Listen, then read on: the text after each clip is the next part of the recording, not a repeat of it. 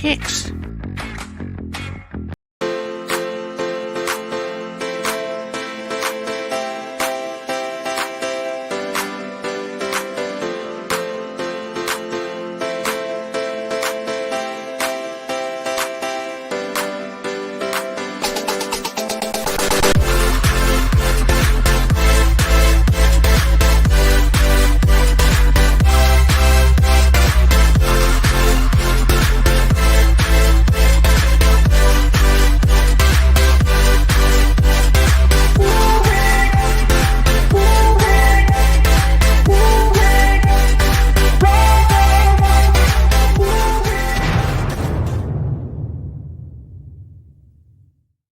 Boom. Boom, baby. Welcome to Finding Your Music Mojo. I'm TC from TKR Video Central. And I'm Dawn from Two Hip Chicks. And the lady below in the box on the bottom there is Beth from Miss 80s Movies and Music. Welcome, Beth. It's so nice to see you on camera. It's so nice to see you. Thank you for coming on. What do you think? Looking good. Looking good. Thank you. Hello to David Diggs. Had a feeling David would be here. And everyone else who is tuning in. This is the first of our 2 Halloween shows because it's October and we have to do something. And I thought Beth has got this marvelous horror soundtrack collection. I'm like, I'm going to see if she wants to come on. We've been corresponding. She's like, sure. So you've been a horror fan, obviously, and you were obviously into horror soundtracks. What made you start collecting the music? Well, I just wanting to start. I don't know. It's a hard question to answer. It is a hard question to answer. Yeah. So, a little bit about me. I really didn't start collecting vinyl until about 2016, 2017. Backstory, I bought my first vinyl record when I was in high school in the 90s as a novelty to put up on my wall, something I would find at a flea market. My family, we never had a record player in my household. Never did. And I bought a few records here and there through the 90s and the 2000s, again, kind of just as a novelty thing. And my husband, he had always had vinyl. And his family obviously had a record player, and he grew up with that. He's a little bit older than I am. So, we decided we wanted to buy a record player and start buying a few albums on vinyl. And we started doing that. And my first thing that I wanted to find, which took me a while to get it, was the Halloween soundtrack. That's been my favorite from the beginning. I have it on CD right in somewhere in my desk here, in my stack of CDs, but I won't dig it out right now. But that's kind of where it began. And I was kind of, what am I trying to say? Shocked, I guess, to see so many at that time horror albums on vinyl that I could find at the record store. They're harder to come by now, it seems like, at least where I live. So I started picking up a few things here and there as I would go out shopping and go. I love flea markets and record digging, and I tend to do that when I go travel. So yeah, I just started kind of slowly amassing my collection. And as we were talking earlier, when I kind of joined the vinyl community, so to speak, in 2017, my collection substantially started growing. That's how it works. Yeah. The FOMO is a real thing. So yeah. Ain't it true? Ain't it true? So I don't know exactly how many horror records I have. I plan on doing a kind of collection update here sometime this month. So stay tuned for that. So very cool. Hey, there you go.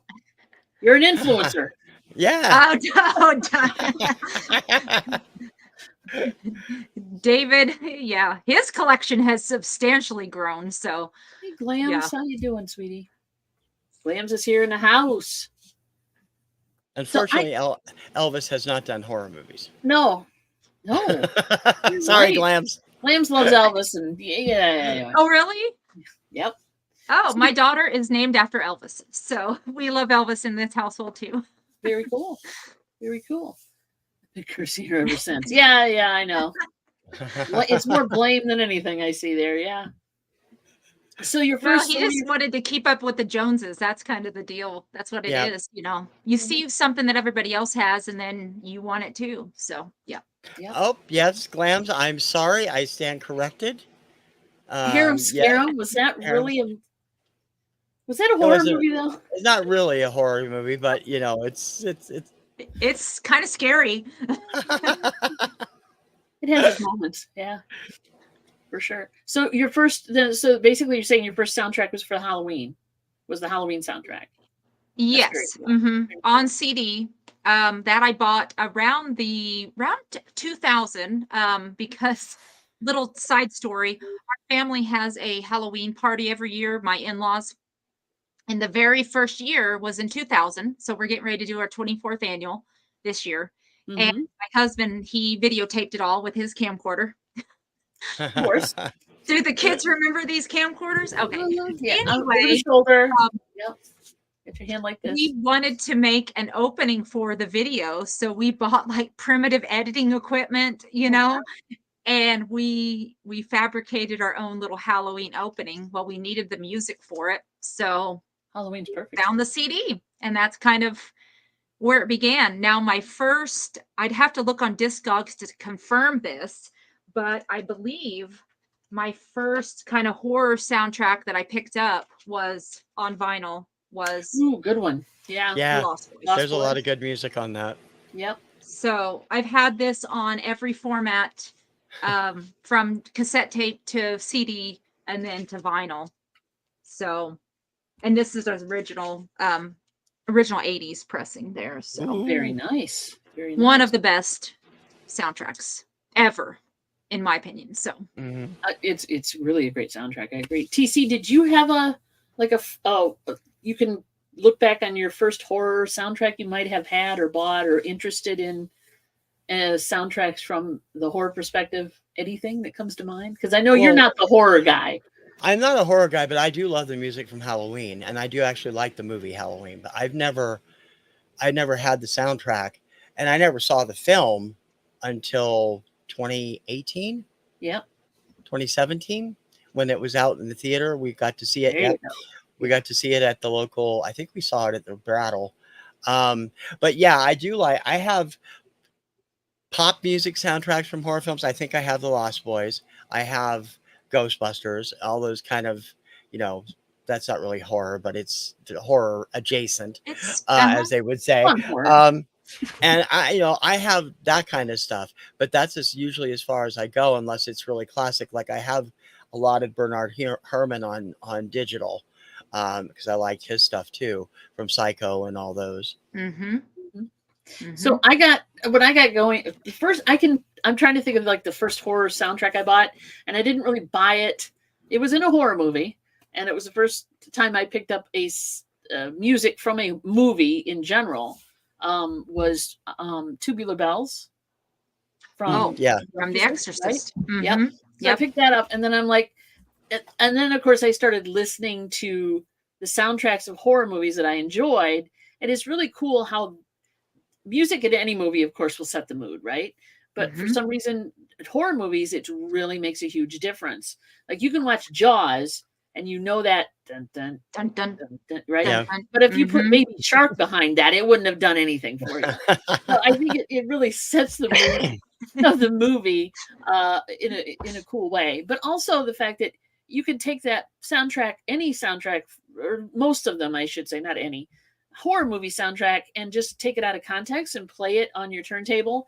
And you don't necessarily have to be in that state, right? It's either relaxing, or it just gives you it's more of a moody kind of music to it. So I love John Carpenter. Speaking of Halloween, The Thing, great soundtrack. Ghost from Mars, great soundtrack. Yep. Really, I mean, a really great soundtrack. And then a few other ones I love of his too. I've got The Thing on CD, I believe, but I'm dying to find it on vinyl. The Thing soundtrack. So if you guys see it, anybody sees it anywhere, call me. Well, they repressed it on Waxwork. I know they repressed it again this year. Oh, So cool. this was a box set that they did. Now, this isn't the coolest one. The coolest one was from years ago. It sold out. Maybe they'll redo it. But this one is a 2. And this is the score to The Thing from Ennio Morricone. Yep. Hopefully I pronounced that right. I'm not the best. We're not going to be He's awesome. the grammar police here, or the pronunciation police. You're good. Now, No, and that was right on the nose. Worth having, but it's not great. But this is John Carpenter's interpretations, lost cues from The Thing that he did. Yeah, that's kind of the one I'm looking for. So, or at least the original, which of course I'll probably have to pay through the nose for it, as TC and I have both said many times. If you want an original impression of something, you're going to pay through the nose for Yeah, it. usually. Yeah, I know. And do you find them out in the wild like for example, here's one for you, like an original pressing of The Fog. That's another good one. Like these are original Res Saraband, obviously. Yeah. I don't come across many. Yeah. I'm in the Midwest, you guys. So I don't come across many original pressings. Yeah. They're hard to find. Horror specific soundtracks anymore. If you do, they are either how should I say this? Very well loved, but still they want an arm and a leg for them. Yeah, exactly. Yeah. Yep. Dawn, you probably see more than I do on that because you've been doing those record shows and going through some of those. Yeah. Have you come across any that are decent priced, or are they all? That's got it. But I mean, no, they're well loved and they're well priced. Unfortunately, highly priced. But yeah, truly, I'm looking for a decent copy. Yes, that I don't have to pay $100 for. That kind of thing. Glance is asking, was there a soundtrack for the Blob? Yeah, there was more than one Blob, for starters. You're talking about the original one with Steve McQueen, or are you talking about the remake? There actually might be 2 remakes now. There is a soundtrack, yeah. In fact, the first Blob had a cute little ditty that I think TC you picked up. Didn't you pick that up on 45 that I've sold? Probably. Who knows? Yeah, At some point, you've sold me so much stuff I can't remember it all. Yeah, but yes, there is a soundtrack for the Blob. And you guys are, if you're thinking of a movie, you could go into YouTube and just type soundtrack for blah blah whatever, and you'll find lists and things of all sorts of stuff, for sure. Yeah. Oh yeah. Take a second here. Say hi to Rachel. Rachel's in now. And Don's here. Thanks for coming in. And Dawn here also. Welcome, Dawn. Thank you. Hi. Hey, Rachel. Well, and David she makes says a the good original point. one, so that would be the 50s one. I don't know if there is one or not to that. So, yeah, that scared the hell out of me too. They showed that the scene from the Blob in Greece. Remember, like right when they cut to the drive-in scenes. Yep. So, yeah. And David's right. He said Halloween got really bad screening reviews until John Carpenter added the score. They, few of the executives screened the film. They said this is not scary at all. And then he added that score. So that serves the point that music. Now, what the heck do the executives know anyway? They don't know anything in the music industry. So I don't know about movies. John, if you're going to make a horror movie, John Carpenter doesn't have to do anything with it except write the music, and it'll probably be a hit. Because he's very good at it. He is, yes. He just does some really interesting things with music for horror movies anyway. He's smart because just like that with Halloween, he wanted complete creative control over the film. He wanted his name above the credits. And, he didn't make a lot for that film, but the music, he's made money since then, obviously. Oh, gosh, yeah. But that he's made a lot from. And it's just straight 5/4 time. He learned that on like his dad taught him that on like the drums or something, or I can't remember how the story goes, but his dad taught him like 5/4 time. And that's the basic premise of the Halloween theme. So Yep. Heck of a job. Glam has a question. What was the first horror movie that had a soundtrack with lyrics? I honestly don't know. I don't know the answer. The Omen? Might be the Blob. I don't know. The Omen used Carmina Burana and a lot of classical stuff with lyrics, but I don't know about one that was written specifically. Lyrics. I mean, it might be the Blob. I'm thinking the Blob, but then again, I'm trying to think of something before that. Or, well, I'm coming up with Killer Clowns from Outer Space, but I don't think that necessarily was. Little that's later older anyway. than that. Yeah, a Yeah. little older than that. Okay, Glams. Tell us if you know. We could ask Google, I guess. Yeah. Let me Google that for you. Here. There you go. For sure. So, what was the first horror movie that had a soundtrack with lyrics? Hey, Scott, welcome. Okay, who said The Omen? Me. Who said The Omen? It says in 1976, the first mainstream horror soundtrack was made with the introduction of vocal tracks. This was seen in the movie The Omen, directed by Richard Donner. I'll be damned. So, yeah. So sing a few bars, somebody. Wow.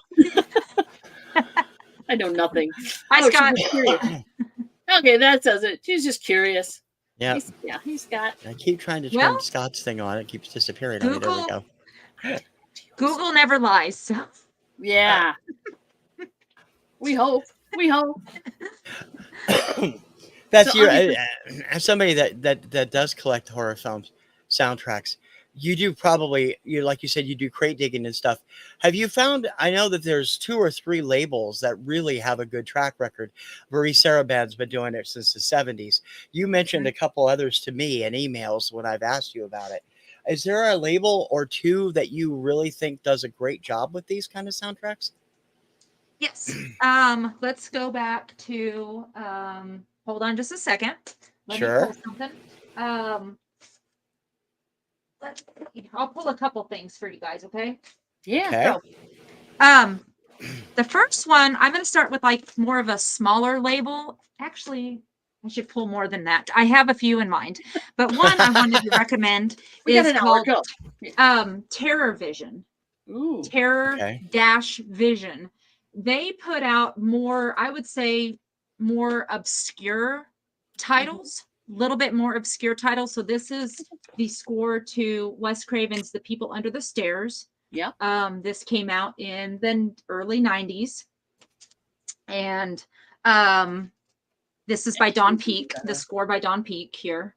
It's a great movie. So it is very underappreciated. I hate the term underrated. I think it gets used a little too much. Underrated, but underappreciated is what I tend to say. But the nice thing about what they do is they a lot of times will pull directly, obviously a lot of them do, but anymore you don't know. They definitely pull directly from the source tapes. They will get, like, they'll show this on their social media where they have the source material tapes, like with handwritten tracks and notes and all that jazz on there. So you know that it's more than likely an audio, an analog transfer to vinyl. Yeah. Whereas, as we know with the, what was it? What was that, a year or 2 ago? The mobile fidelity stuff. Mobile fidelity. Yeah, the MoFi gate. Sorry. Yeah. You don't always know if it's going to be actual, analog. Right.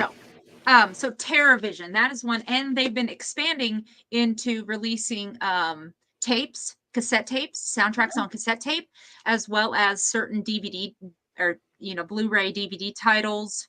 So they're kind of expanding into that as well. So terror-vision.com. Cool. And then another, let me find it. Hold on. Well, I'll come back to that. This is from the Netflix. It was a 3-part movie that they did based on R.L. Stine's Fear Street books. Okay. Loosely based on the Fear Street books, but worthwhile, I think. This was put out by Waxwork Records. Waxwork. Okay, them I've heard of. Yeah, those they are probably one of the premier horror. More horror. They do other, obviously, other titles and other releases, but mainly horror pressings. So, Waxwork is another good one. And then, of course, you have Mondo Death Waltz. to be honest with you, they kind of lost me over the last few years. Like, I haven't purchased many titles from them because not much really interests me. Do they Especially have a tendency to be a little gimmicky too? Like they'll do the picture disc, they'll do if I'm not mistaken, I think it was Mondo that I was thinking of. Mondo does a lot of weird stuff sometimes with what they do. Not in a Okay. They bad do. way if you're into the collecting of that stuff, but Yeah. Yeah. I've only picked up a couple of soundtracks from them, but not any of Well, the other they ephemera started around out it. more. Where is it at? I pulled it here. Hold on just a second. I'm so prepared, you guys. No, you're good. Don't worry. You're fit But right this is in. like an original. Whoops. This is an original when it was just Death Waltz. Okay. And then Death Waltz got absorbed into Mondo, and now what I think Alamo Drafthouse, took Mondo. I love that artwork. That is That's so amazing. cool. The nurse, then the Yeah. believing eyes of Myers. And then I think they've gotten absorbed by like Alamo Drafthouse, which don't get me started into that. So Mondo, like I said, they kind of lost me over the last few years. They've been kind of sprinkling out a few more things here and there. They've been putting out recently, I think it was them. They're putting out the parts 2 and 3 to the Nightmare on Elm Street franchise Okay. on Yeah. vinyl Okay. again. That's the kind of thing with these labels. They get you and they say it's going to be, limited edition colorways, right? Yeah. And they yeah. get you and you buy it. And then, okay, David was right. I think they were bought by Funko. He was right. I think that is actually correct. Oh, okay. Which is kind of weird. Because Funko? they're dipping their toe in more into the niche collectors figures, the $100, $200 figures. And I think like wax, like the posters, the fancy posters that cost $150 a piece and that kind of stuff. So the real cool stuff little rich for my blood, to be honest with you. But yeah, we know the feeling, believe me. I like a bargain, man. I want a bargain. I've always been a bargain shopper. So, with some of these pressings anymore being, 40, 50, even on up dollars, that's why I honestly haven't bought a lot of new horror soundtracks in the last year and a half or so. Yeah, So, prices are getting crazy. Well, for vinyl across the board, but for horror vinyl, and then the secondary market, if it is a limited colorway, they will repress it. But if you want that specific color that you're drawn to, why don't they press things in black anymore? We could get into that too. There's nothing wrong with black vinyl. Because blood red is much more cool to look at, I guess. I don't know. Well, or blood splatter or yeah. But a lot of times they're noisy. Yeah, it depends on the quality of it. Yeah. It can get that way. So, but another brand, if I can find it, hold on. Yeah. This is a pretty small label this is a soundtrack to a documentary that was done on Mark Patton from Nightmare 2. And it is a documentary that he did. It's called Scream Queen. And this was put out by a small label called 1984 Publishing. And they, I believe, started out as more of a book publishing company. And then they've been kind of dipping into the vinyl world. So they've released a few titles on vinyl. So I don't know if I can show off the label or not. I don't think it's going to show up. But 1984 Publishing, you might look them up. And they've put out like Children of the Corn. This, I have a couple of other things by them. They did like a Weird Al book and box set and different. They're all over the place. They've been all over the place. They did books on they have these really cool books on actual horror vinyl, which is really neat. Like Blood on Wax is what they were called. I don't own them, but they were really, really cool. I think my friend David has at least one of those books. So, so those are kind of, and there's probably a few more brands out there or labels that I just can't think of right offhand. So, Yeah. but I mean, so many of them are specializing a lot of times in those, and that's they are not something you wouldn't have seen back in the old days of vinyl. It was no, it all was on just straight to the major like, labels. it was mainly just for as Saraband and then your labels like Warner Brothers or whoever. Yeah, wherever the movie So, came out of from. And then I think Death Waltz, whenever I can't remember when they became a company, but I think it wasn't that long ago, probably in the last 10 years, maybe 12 years.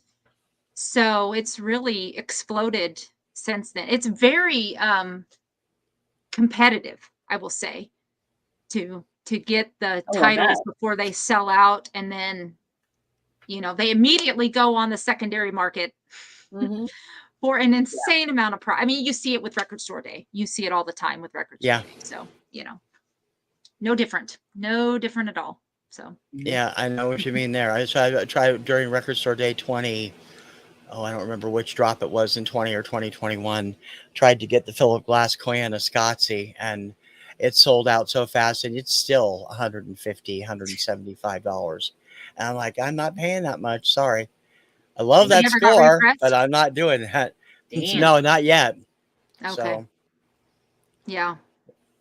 So keep your eyes open, kids. He's looking at Yes. Oh, my wife finally found me the Danger Diabolic soundtrack at a decent price, which did get repressed, and I didn't know about it.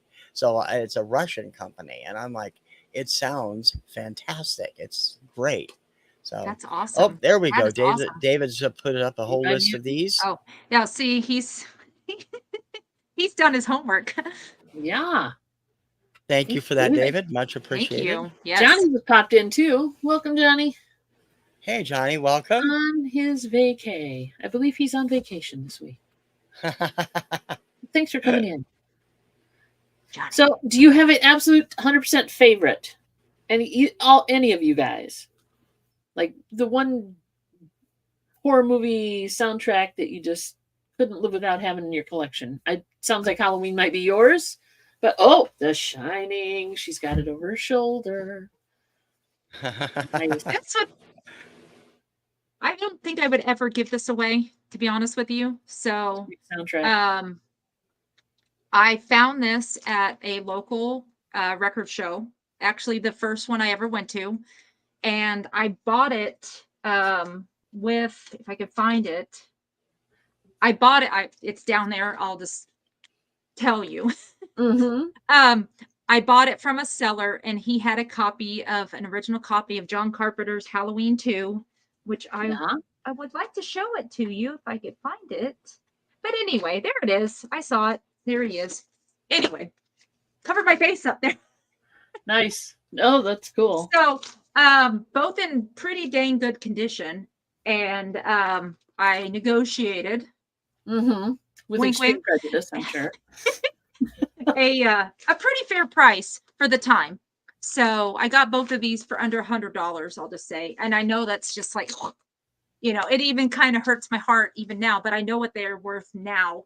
The thing about The Shining, as you probably know, is I highly doubt we will ever see this get a repress on vinyl or of any format, possibly. I know on vinyl it was recalled. So there was some issues with copyrights, and there's a whole drama when you dive into the lore of The Shining. Yeah, that stuff. Poor Wendy Carlos, what she had to endure. God bless her. So, but I think she's a glutton for punishment. Because she knew what she was getting into, and then she's like, well, let's just try it again, and she knew what she was getting into with Kubrick, working with him. So and then came back for more. So it's like, well, there had to be a reason. So I heard. So yeah. But yeah, these are kind of Halloween 2. I really love the score to Halloween 2 because and a lot of people think it sounds kind of chintzy and kind of cheap, I guess, but I really like it's very off-putting. I always say that about it. It's so off-putting when you listen to it. The way it starts, the bom bom bom bom bom bom bom bom bom. Mhm. That I don't know, it's just something about it that the beat of it is keyed up and it's pitched up a little bit and it's more electronic. It's a little bit more layered, the sound Mhm. to it than Yeah. what they did in the first. Obviously, they got to kind of ramp it up a little bit for the sequel. Right. Yeah. Two. But I just love it. I do. I love it. And John Carpenter with Alan Howarth, they make a good duo, as we see with many of the soundtracks that come after this. So, Mhm. Found a David. bootleg copy. Oh, yeah. Hey, it works. Yeah. That works. Bootleg copy. Nice.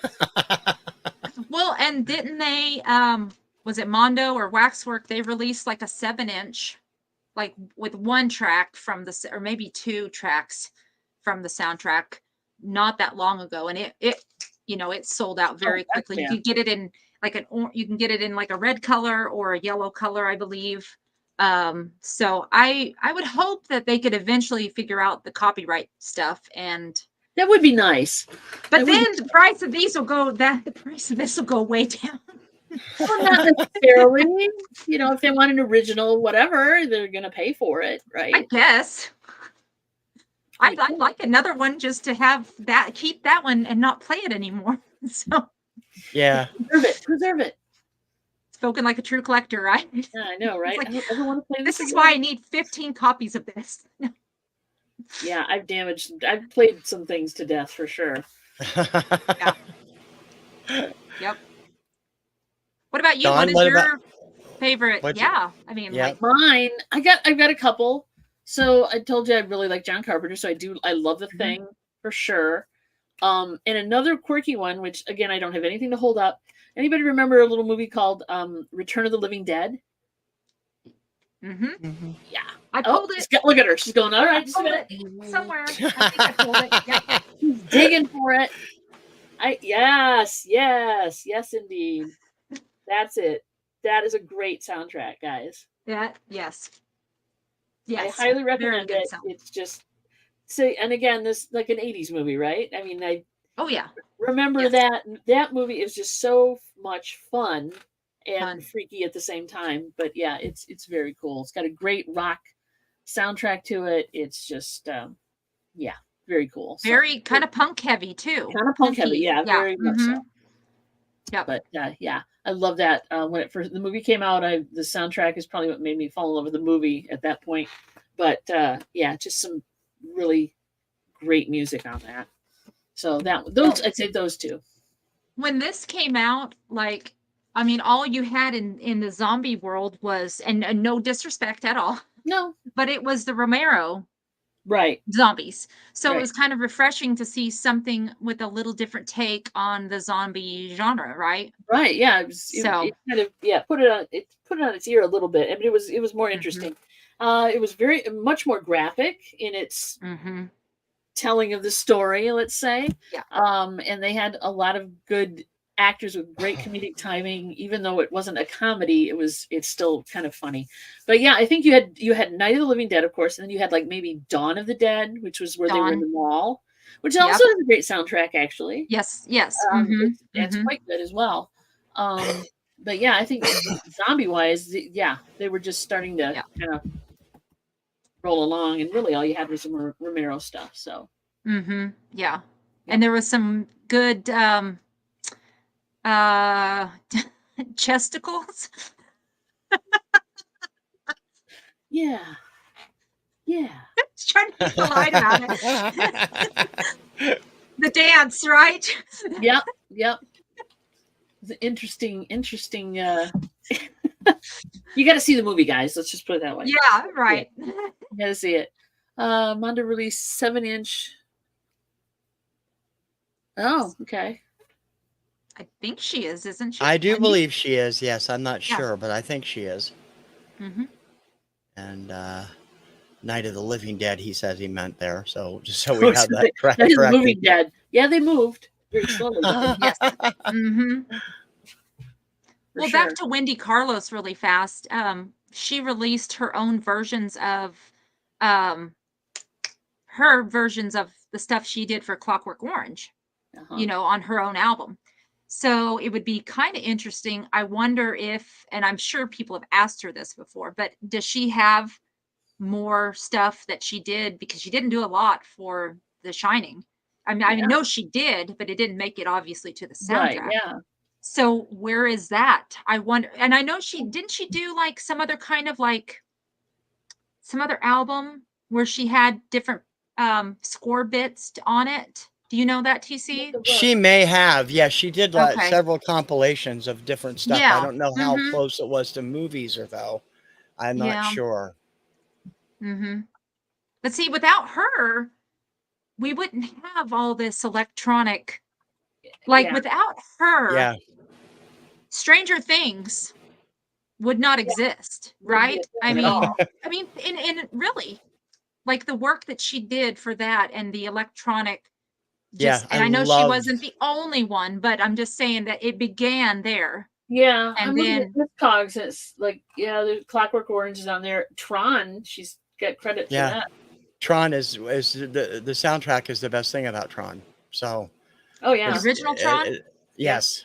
Yeah, And the same with I haven't seen the the sequel, but I love the sound. I love the Daft Punk soundtrack from the sequel too. Mm-hmm. The movie I never saw because I hated the first movie. So, Well, it might be better. You never know. yeah. You never know, right? Give it a shot. Give it a shot. Yeah. Yeah, but I'm kind of like with him. If I don't like the first one, I don't think I'm going to watch the second one. Yeah. Although I would love to No. go on the Tron Light Cycle ride at Walt Disney World. That looks so much That'd be fun. cool. That'd be cool. You know.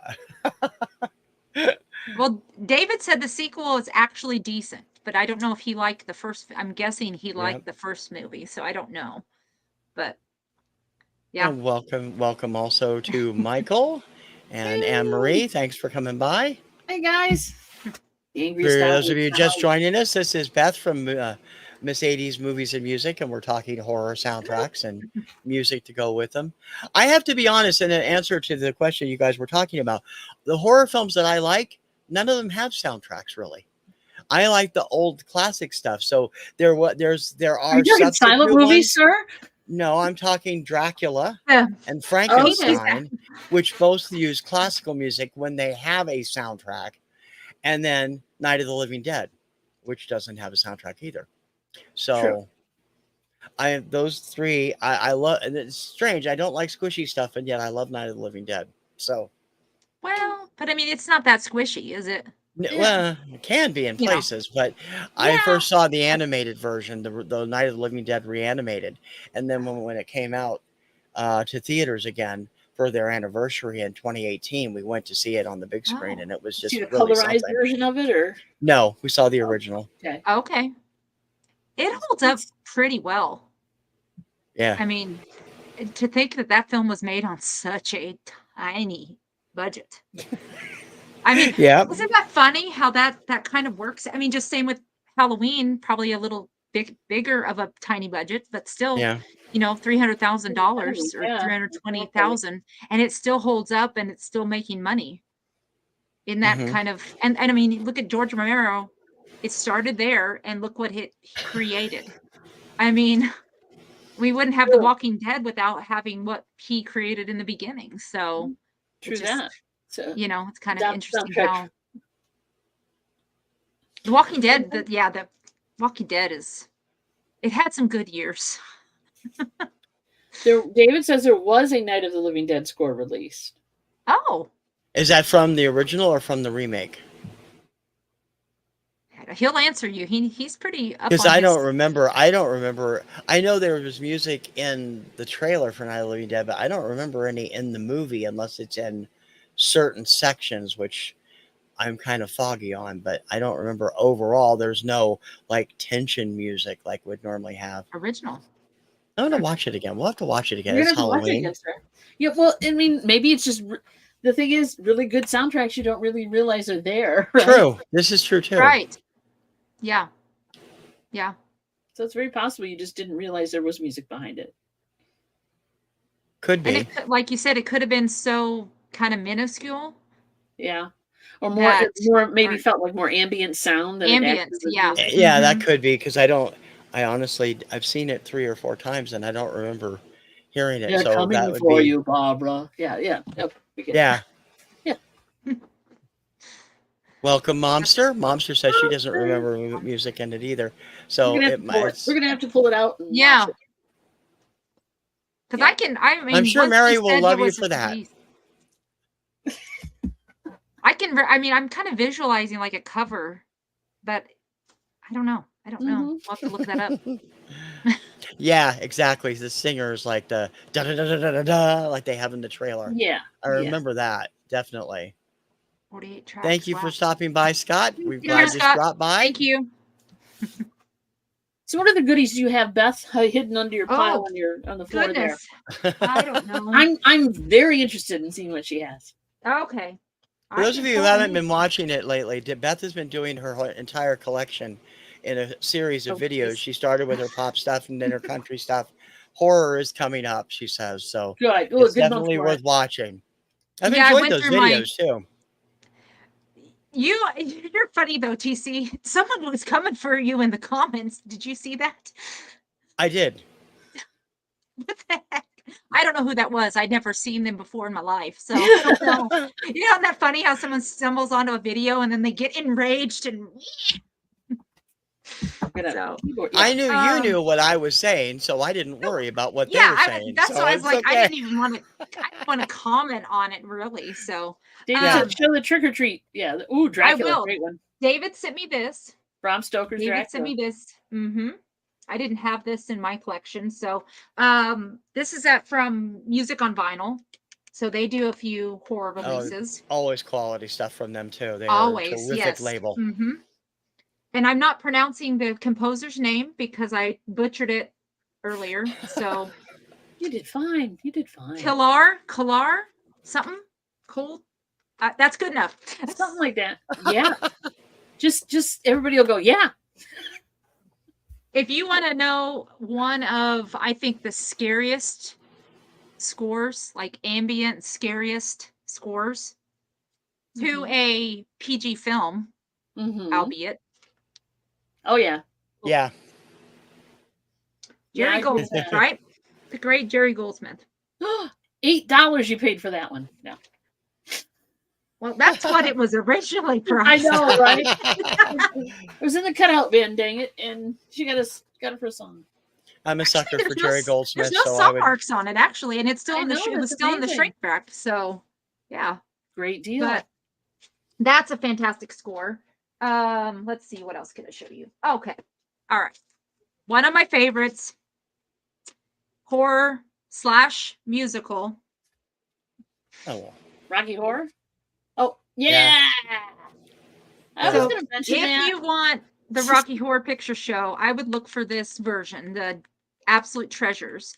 This covers everything, including once in a while, the Barry Bostwick song that they cut from the soundtrack and cut from the movie. So it's on here. And I like that it's all in chronological order. So, oh, yeah. But what's it called? I don't think Kim has that one. Absolute Treasures? Yeah. I'll write that down.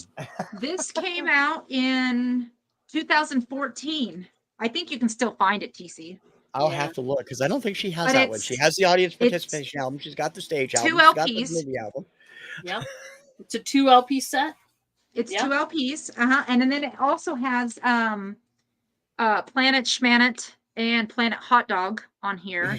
So a few little things that they kind of cut from the soundtrack. So there you that's one of the better versions to find. So the odd thing about Rocky Horror is I love the music. I only like the film. The film I can take every now and then, but I'm not like Kim. She can quote the entire freaking movie. I mean, she does the audience participation. She can quote the movie, and she's How only can been you to it not once live. how can So, you not Yeah. love Tim Curry though? Come on. oh, I do. I mean, I Yeah. like the movie. I like the movie. It's not like I don't like the movie. I do like the movie, but I like the soundtrack even more. The soundtrack is Yeah. just terrific I all the can way through. understand that. Mhm. The Yeah. movie's odd. I mean, that's what anybody that's never seen it before, they say it's odd. Like, I remember showing it to my husband when we were dating. Just Yeah, Here's your litmus that's what test. happened. That's me and Will Kim too. we get along? it's a wonder he married me. Because I remember him sitting through this, and I mean, he's, country farm boy, straight laced. Superman boy. is his favorite film. Christopher Reeve Superman. So, and he said, God love him, he sat through it, and I don't know what he was thinking at all. And I mean, how do you really explain that film And he to still someone married that? you. And he did. He married me. So, Good on you. but That's a we still plus. don't And you watch it found when the he's keeper. around. So my daughter loves it. My daughter loves it. That's I've gotten great. her. I took her when she was fairly young. I mean, she was old enough to watch yeah. I let them watch stuff. I watched stuff very early in age, so Yeah, I so knew did that I. they were able to watch it anyway. But my daughter, I took her to a showing of Rocky Horror Picture Show, and I made her dress up as Janet. Because I think she was like 10 or 11 years old. And I mean, obviously she was a, V, obviously. So I put her in the pink dress and the shawl, and we carried the newspaper, and they brought her down on the stage. And she got free tickets to come back, and she won like a little competition. Cute. But then we really didn't. I'd seen it, live in high school. Obviously, I went to different showings. I dressed up in all white. You go to your first one in all white. And so I knew what to expect. She did not know what to expect with all the yelling and the throwing of things. And she did not like that. She was like, can they just shut up and let's just sing the songs? She was expecting like a Grease 2 sing along, and he did not get that. So I was like, it wasn't ready for the floor show. No. So I was like, well, we'll just watch it from home. We can sing from home as loud as we want. So anyway, yeah, Beth, Dawn, you guys went to a live Rocky Horror fairly recently, right? We took Monster with us. So like my 80-something mother, she wanted to go to it. She bought the tickets, so I can't say we took her. We drove her. There you go. But yeah, she had a great time. She loved it. Awesome. So That's yeah, it's universal at that point. Oh Yeah. It's so fun. And what other film? I mean, aside from like, I guess Grease, really, what other film can you really have a lot of fun with like that, where they sing along? And the Grease sing-alongs, they're a lot of fun to go to. Yeah. If you've never been, if you like Grease, even Grease 2 is fun. So Michael's wondering, was there a soundtrack for Rocky Horror 2? Oh, I have it on DVD. I don't have a soundtrack, but for Shock Treatment. Yeah, that was it. I think so, but I'm not 100% sure. Probably. Yeah, I gotta remind Kim that was good. on her must-see movie, and she never has watched it. So I think Shock Treatment probably is weirder than Rocky, if you ask me. Yes, truthfully. And yes. How can you not be weird though when it's Richard O'Brien. The man is writing. He is just one of the most creatively talented and overall strange individuals I've ever seen. He really is. There is a soundtrack to Shock Treatment, just so you know.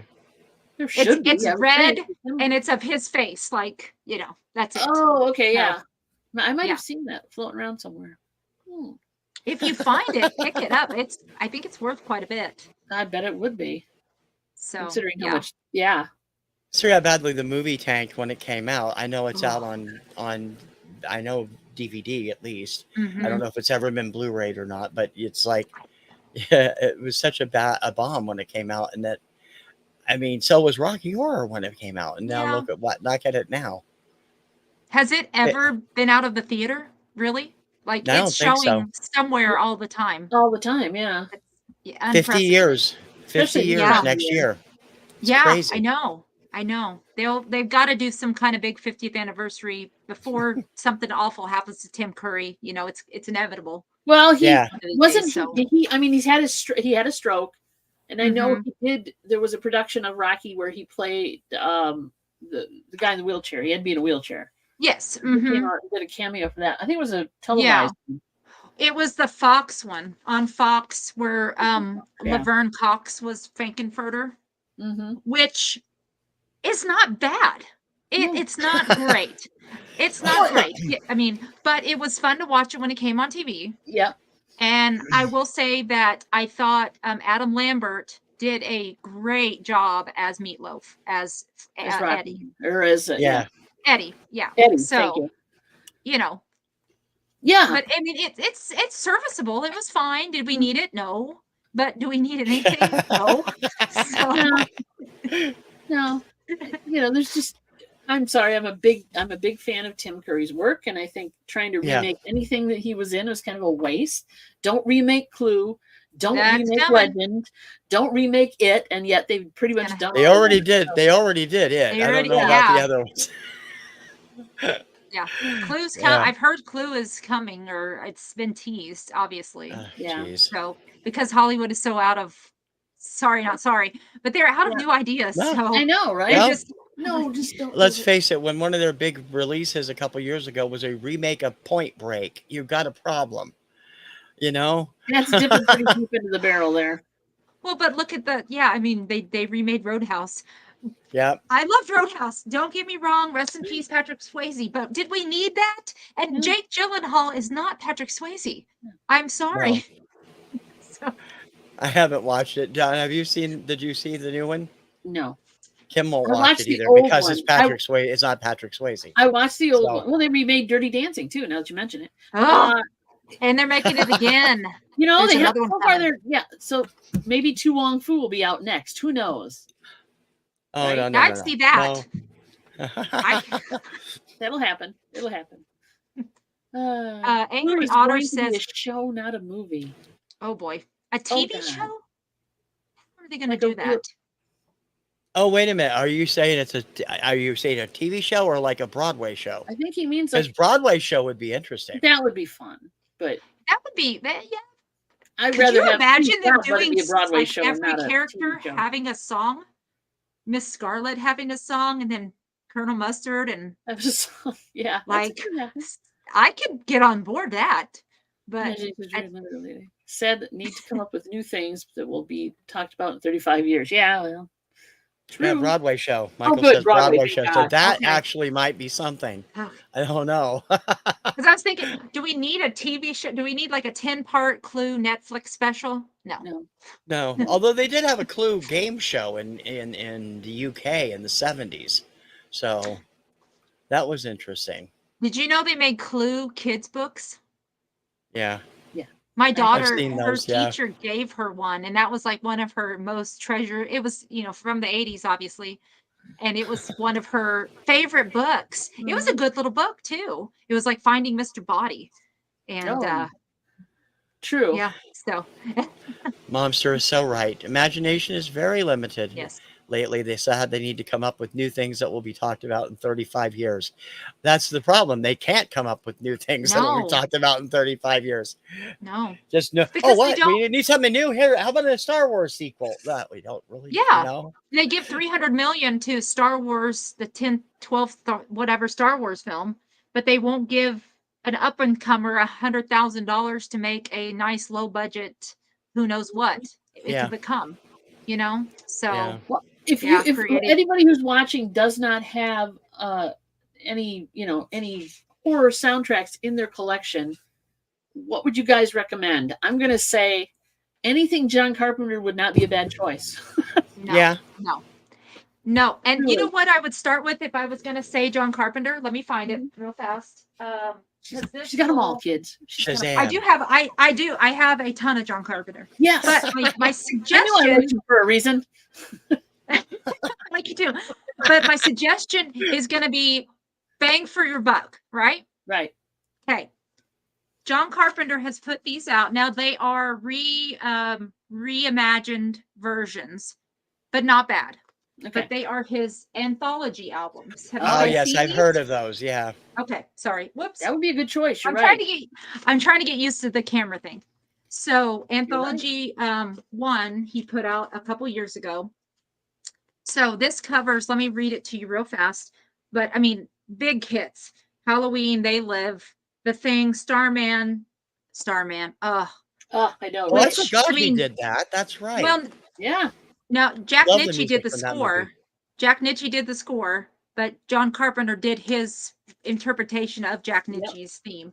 Mhm. The Fog, Prince of Darkness, Vampires, Escape from New York, Big Trouble in Little China, on and on. So that is anthology 1.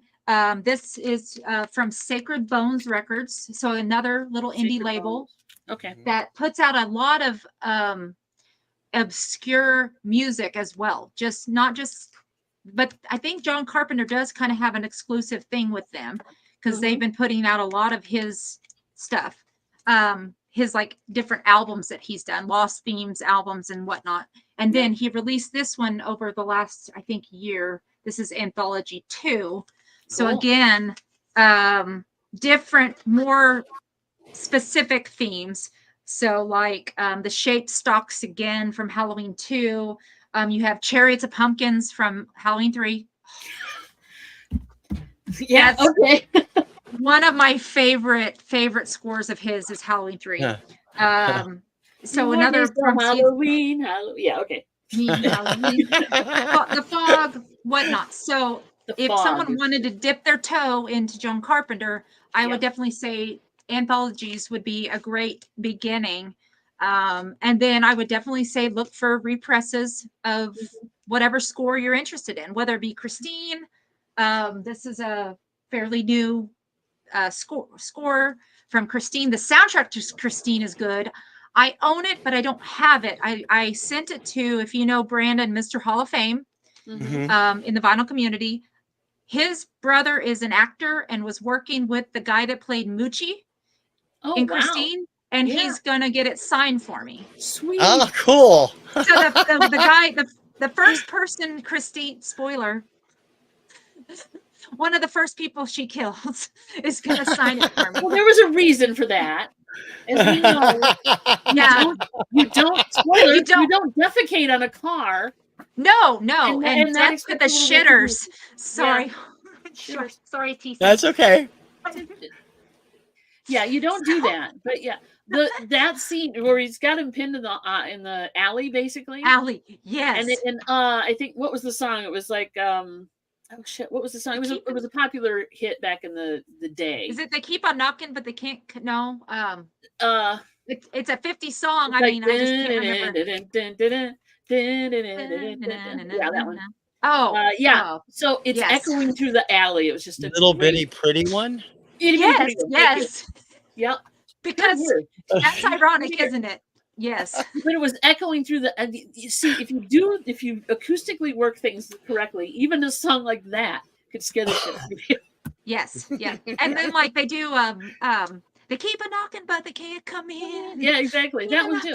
It's like, that was just a pop hit, and you make it terrifying. Yeah. So, yeah. One quick question for you, Beth, before we get ready to sign off here, because I can't believe this has gone by so fast. Nothing to do with horror soundtracks, but in your collection, do you have the Transformers movie, the cartoon soundtrack? Oh, that has been in my want list for years, Mr. Murphy. TC. Because Patrick I Murphy want is a that. big fan, and he's been looking for a copy for it, and he was just wanted to come in, He's so been we looking thought for we'd that. check with you. Beth, No, I don't have that. tell us a little bit more about your channel and what you do there, so people can take a look at it. Okay. Well, I mainly do a lot of vinyl rips. I rip audio and play music. Don't tell YouTube. I rip audio from different soundtracks, mainly 80s soundtracks on my channel. And then what I do is I overlay images from the film. So usually some kind of scene or montage from the film over the vinyl playing. So it's a POV view of the vinyl on my vintage turntable. And yeah, it's just kind of a audio and visual feast for the eyes. There you go. So all month long, I'm playing a different horror soundtrack. And The whole thing or just snippets? Just snippets, like usually one track. And then lately on Friday or Saturday nights, I do like a greatest hits. I put together kind of I almost said collage, a montage of kind of like best hits for the week. So like one week I did like all the Stephen King greatest hits that I have. So from Children of the Corn to Pet Sematary to Stand By Me, my favorite film of all time. You know, just I play music, and YouTube hasn't kicked me off yet. So it's coming. Because I always love looking at your stuff, Beth. Your stuff is always terrific. And I love the shorts too, with the little quick information bits that you throw up. They're terrific. Oh, thank you. And I don't watch a lot of shorts, but I will always check yours out because I know there's something I'm going to learn. Shorts are contentious in the vinyl community. I know people either love them or hate them. So, you know, I usually do those kind of based on something that's happened on that day in the 80s, whether it be a hit song or a movie came out or a death anniversary or birthday, something like that. So, cool. That's kind of what I do. Cool. So, would appreciate anybody checking me out. I appreciate it. Yeah, guys. Yep. Go over and definitely check them out. Dawn, your schedule's a little bit thrown off this week. Well, as anybody who's watched us on the regular knows, we usually do Chick Chat on Tuesdays and Thursdays, but this week we have been had a bit of a conflict with physical therapy for Mary's knee. Mary had knee surgery, so we're not doing our shows this week, those shows, but we're still doing Whatnot on Tuesday night. So please come hang out with us there. We're still doing Johnny's show on Wednesday, although it's just me probably because Mary can't come down the stairs yet, but we're filling in for Johnny. And then, of course, the videos are still coming out. So we do the Weird Album Wednesday, where we play an album that you may never have heard and maybe don't want to hear. Oh. There you go. And then on Fridays, we try to do something from our own personal collection, which is a little harder on YouTube because they either they'll let it go up and then they'll block it afterwards, like after 30 people watch it or something. Yeah. And then because we have more popular stuff, we have a lot of 80s, we have a lot of, more popular. We both know what that's like too. Exactly. Yeah. And then on Sunday, our video goes up and all these are at noon, by the way, guys, noon Eastern time. We do the record play, the random 45 play that I'm play grading records for Whatnot and stuff. So I put the videos out there and you guys can listen along and check out what I'm playing that week. So that's kind of it. That's cool. I know, I don't buy that. I don't buy your story about the Tuesday and Thursday show this week. I know why you guys aren't doing it this week. Because Mary doesn't want to give up her crown. Oh, no, yeah, as bingo champ, you know? So, yeah, Thursdays, that's in case you don't know, Thursdays we do a show called Estate Sale Bingo, which is at noon. That's our noon show. And we play, everybody plays along as we look at an estate sale online, right? On estatesale.net or whatever. And we critique the photography and we critique the period of decor and all that. So it's kind of interesting. But you can generate your own card and follow along and bingo. And fun. That actually sounds like a lot of fun. It is fun. It is fun. And like you said, tomorrow night.